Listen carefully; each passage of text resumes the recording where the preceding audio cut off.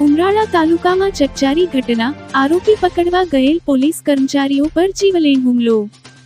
સમગ્ર બનાવ અંગે મળતી માહિતી મુજબ ગતરોજ ઉમરાળા મેન બજાર ખાતે અશોકભાઈ સિદ્ધપુરા અને આરોપી મુન્નાભાઈ જૂના મન દુઃખને લઈ મુન્નાભાઈ દ્વારા અશોકભાઈને પેટના ભાગે ચપ્પુ મારી દેવામાં આવ્યું હતું।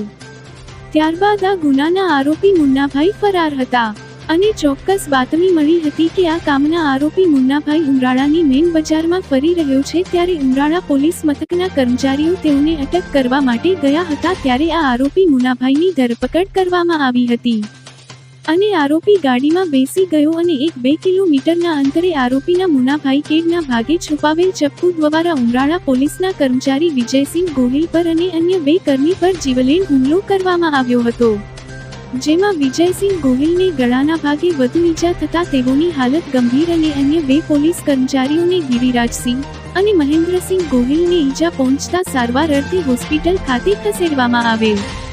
જ્યારે ઘટનાની જાણ થતાં Bhavnagar LCB police, SOG police ઘટના સ્થળ પર પહોંચી હતી, વધુ તપાસ હાથ ધરી।